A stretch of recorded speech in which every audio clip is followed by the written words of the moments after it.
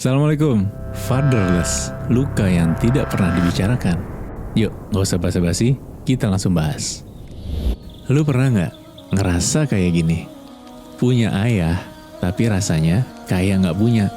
Hidup serumah, kadang makan bareng, tapi asing. Setiap lu coba ngomong dari hati ke hati, ujung-ujungnya malah lu dimarahin. Lu cuma pengen aja didengar kan? Tapi dia nganggapnya lu ngelawan. Dan parahnya, lu gak pernah ngerti kenapa sosok yang seharusnya jadi pelindung lu malah jadi alasan lu gak bisa percaya sama siapapun. Lu tumbuh dengan luka yang gak kelihatan, tapi efeknya kerasa sampai sekarang. Lu jadi susah percaya sama orang, gampang ngerasa gak cukup, dan selalu cari validasi dari luar. Itulah yang disebut fatherless. Bukan berarti lu gak punya ayah ya, tapi kehilangan peran ayah. Apa itu fatherless? Fatherless itu bukan cuma soal ayah gak ada, tapi ayah yang gak hadir di hati anaknya. Mungkin dia ada secara fisik, duduk di ruang tamu, makan juga kadang-kadang sama lu, tapi batinnya gak pernah nyentuh lu. Dia gak tahu lu lagi capek, lagi ngerasa gak cukup, lagi butuh pelukan apalagi. Karena dari dulu dia pikir tugasnya tuh cuma satu, cari uang sebanyak-banyaknya. Padahal Rasulullah SAW itu orang yang sibuk banget. Beliau pemimpin negara, panglima perang, Rasul terakhir atau Rasul akhir zaman. Tapi beliau masih sempat bercanda sama anak-anaknya, nyium cucunya, ngobrol lembut sama keluarganya. Bahkan sebelum tidur, beliau biasa sempatkan ngobrol dari hati ke hati bersama istrinya. Dari Abu Hurairah radhiyallahu anhu bahwa Rasulullah SAW telah bersabda, orang mukmin yang paling sempurna imannya adalah yang paling baik akhlaknya, dan sebaik-baik kalian adalah yang paling baik pada istrinya. Rasulullah SAW juga bersabda, barang siapa yang tidak menyayangi, maka dia tidak akan disayangi. Hadis Bukhari dan Muslim. Artinya, kasih sayang itu adalah bagian dari iman. Kenapa banyak ayah yang jadi fatherless? Karena mereka juga korban dari generasi sebelumnya. Mereka tumbuh di lingkungan yang ngajarin laki-laki itu nggak boleh lemah, nggak boleh nangis. Anak harus selalu nurut tanpa boleh nanya. Jadi, waktu mereka jadi ayah, mereka ngulang pola yang sama, bukan karena benci, tapi karena gak pernah belajar cara yang lain. Dan akhirnya, lo yang kena.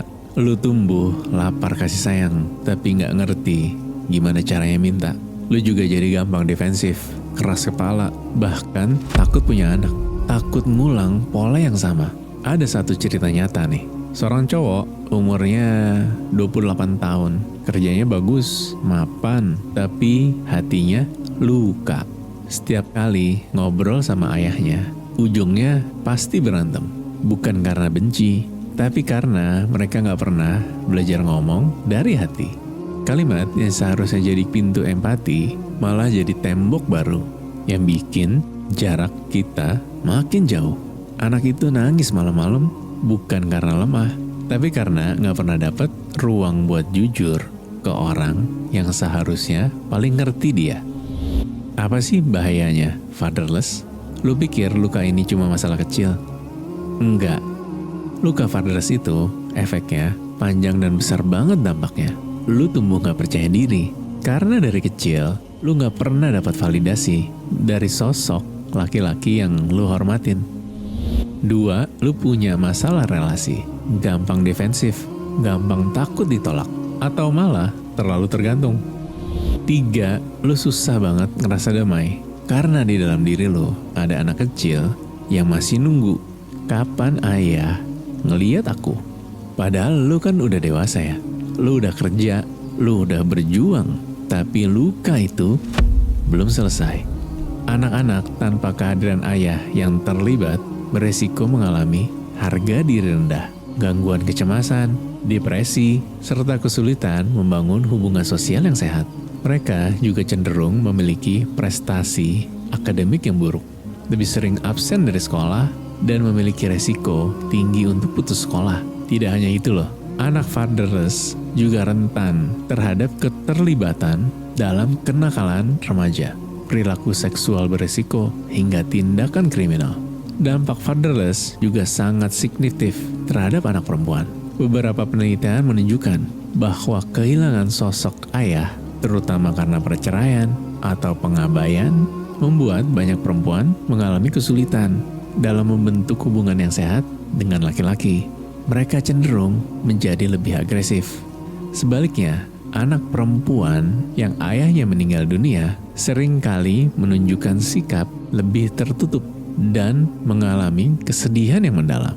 Dalam jangka panjang, remaja putri dari keluarga fatherless cenderung lebih mudah terlibat dalam hubungan seksual pranikah, mengalami kehamilan remaja, bahkan melakukan aborsi karena minimnya figur laki-laki yang memberi mereka rasa aman dan nilai harga dirinya.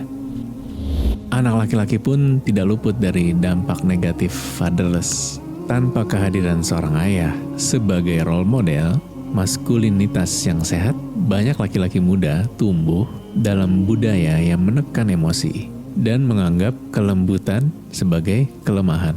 Budaya ini mendorong mereka untuk memendam perasaan, enggan meminta bantuan, dan menanggung beban secara diam-diam.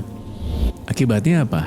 Muncul generasi laki-laki yang mengalami kesepian kronis, stres berkepanjangan, dan depresi yang tersembunyi. Tekanan ini berkontribusi terhadap tingginya angka kekerasan dalam rumah tangga, perceraian, dan bahkan bunuh diri di kalangan laki-laki dewasa. Namun, penting juga nih dipahami bahwa peran ayah tidak hanya diukur dari keberadaan fisiknya saja atau frekuensi ketemunya, melainkan dari kualitas keterlibatan emosional dan dukungan ayah yang diberikan kepada anak. Studi juga menunjukkan bahwa ayah yang hangat, tegas, dan suportif dalam gaya pengasuhan yang disebut authoritative parenting, hal ini mampu menumbuhkan anak-anak yang mandiri, percaya diri, dan resilience, punya mental yang kuat dan sehat. Sayangnya, dalam banyak kasus pasca perceraian dan sosial tidak memberikan ruang cukup bagi ayah untuk tetap aktif terlibat dengan anaknya, menjadikan mereka sebagai orang tua cadangan semata. Di Indonesia juga sama loh. Budaya patriarki turut memperkuat peran ayah cuma sebagai pencari nafkah aja. Sekarang kita bahas dari segi agama ya. Syekh Sholeh Al-Fauzan Hafizahullah pernah berkata, seorang ayah yang lalai terhadap pendidikan anak-anaknya berarti ia telah membuka pintu kebinasaan bagi keluarganya sendiri. Dan Allah Subhanahu wa Ta'ala mengatakan dalam Quran surat At-Tahrim ayat 6, "Hai orang-orang yang beriman, peliharalah dirimu dan keluargamu dari api neraka." Itu artinya tanggung jawab ayah bukan cuma nafkah kan, tapi juga harus mendidik, membimbing, menanamkan iman di hati anaknya. Dan yang paling pentingnya menjaga keluarganya dari api neraka.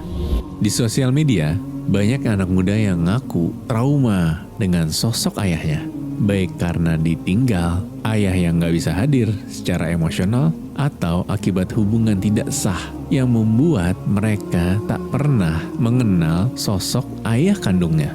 Dalam Islam, sosok ayah bukan hanya pencari nafkah, tapi juga qawwam, pemimpin, murabbi, pendidik, dan pelindung. Tanpa kehadirannya, keluarga sering kehilangan arah. Nih ada kisah Maryam binti Imran dalam Al-Quran. Kisah Maryam binti Imran dalam Al-Quran juga menjadi pelajaran penting tentang seorang ibu yang terpaksa membesarkan anaknya sendirian dengan izin Allah. Gue mau ngasih ada doa yang bagus banget di dalam Al-Quran. A'udzubillahi minasyaitonirrajim. Rabbana hablana min azwajina wa zurriyatina qurrata a'yun waj'alna lil muttaqina imama. Ya Rabb kami, anugerahkanlah kepada kami istri-istri kami dan keturunan-keturunan kami sebagai penyenang hati kami, dan jadikanlah kami imam bagi orang-orang yang bertakwa. Quran Surat Al-Furqan ayat 74. Ayat ini adalah doa agar kita dijadikan sebagai pemimpin yang menjadi teladan dalam ketakwaan sehingga layak untuk diikuti oleh generasi setelah kita. Ayat ini seakan menjadi pengingat bagi setiap ayah untuk berjuang agar dirinya layak untuk diteladani. Bukan hanya untuk anak-anaknya, tapi juga untuk generasi setelahnya. Kaum laki-laki itu pemimpin bagi kaum wanita. Karena Allah telah melebihkan sebagian mereka, laki-laki, atas sebagian yang lain, dan karena mereka telah menafkahkan sebagian harta mereka. Quran Surat An-Nisa ayat 34. Peran ayah sebagai qawwam mencakup tanggung jawab, pendidikan agama, emosional, membimbing keluarganya, dan menafkahi. Rasulullah SAW bersabda, setiap kalian adalah pemimpin dan setiap pemimpin akan dimintai pertanggungjawaban atas kepemimpinannya itu. Seorang laki-laki adalah pemimpin bagi keluarganya dan dia akan dimintai pertanggungjawaban atas mereka. Hadis riwayat Bukhari nomor 893, Muslim nomor 1829. Lu gak bisa ubah masa lalu, tapi lu bisa rubah arah hidup lu sendiri. Lu bisa jadi ayah yang baik, ayah yang hadir, yang dengerin, yang gak cuma marah-marah doang. Lu juga bisa jadi pelindung, bukan penguasa di dalam rumah.